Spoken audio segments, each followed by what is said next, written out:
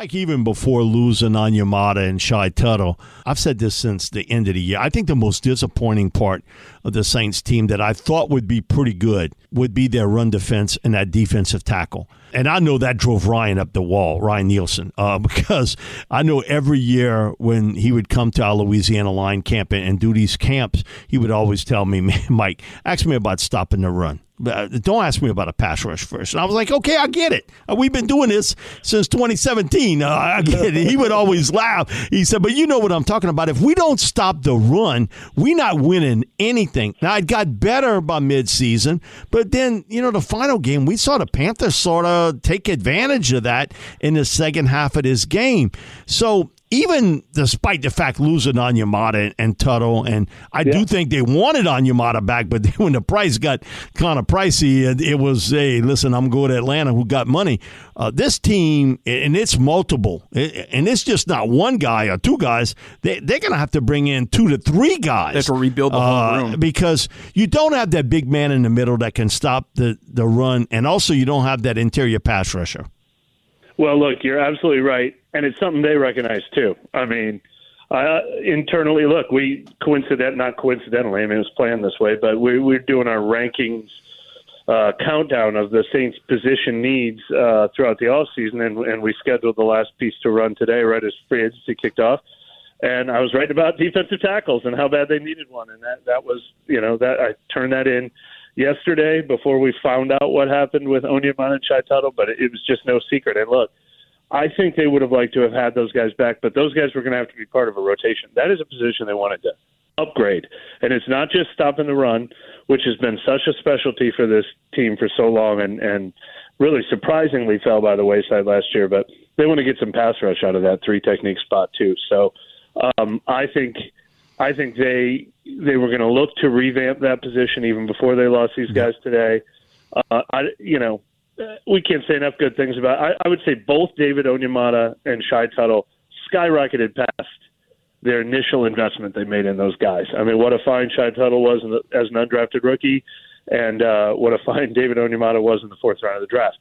But those guys, they were part of that kind of underachieving unit last year. And to be honest, David Onyemata hasn't quite recaptured that magic in the last couple of years as good as he was for so long.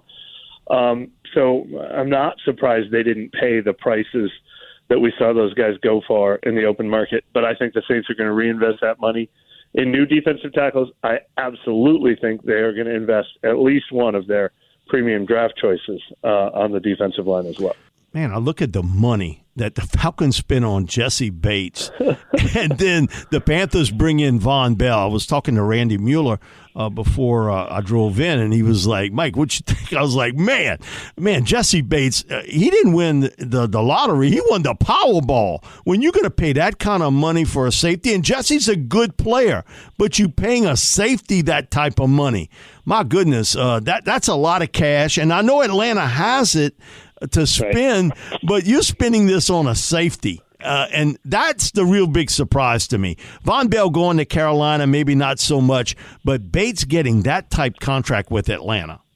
Yeah, but I think we're all going to have to recalibrate what players cost at every position, because this salary cap, and it'll be nice for the Saints because they're going to be getting out of salary cap deficits over the next few years now that we're coming back out of COVID, but this salary cap is going to go up and up and up. I mean, we're going to, I think people had a lot of trouble with the Derek Carr signing because, for a minute, I think they thought he was getting Pat Mahomes money. What? Derek Carr is about no, but what I mean is when they heard numbers like $40 million and $35 million, but that's now middle of the road for the quarterback. Exactly. Like $35 million will now get you like the 16th highest paid quarterback in the league. $30 million is what receivers are going to start to cost. It's just money's going up and up and up. And look, Jesse Bates, I didn't love free agency this year. When I looked at everybody's top 100 list, agree. When I looked at the specific positions the Saints need, it's not a great class. But Jesse Bates was one of the difference makers that stood out to me. So that's what happens when you have to win a bidding war in free agency. You really got to overpay. And he might not make the Falcons contenders. I'm really curious what they're going to do at quarterback there, because they're spending like they think they're putting a team together. I want to know what their plan is at quarterback. But you can't go into the season just with Desmond Ritter. Right. That's my deal. Jesse Bates was one of those guys that, like, you can talk yourself into overpaying, I think. But yeah, I mean, we saw what they paid David Onyemata as well, and that's a team that has $70 million in cap space, and that's how they're going to get him there. It's kind of a vicious cycle, you know. Yeah, when you rebuild, you're like, all right, we got all this cap space, and then you eat it up quickly when you overpay for the best guys on the board.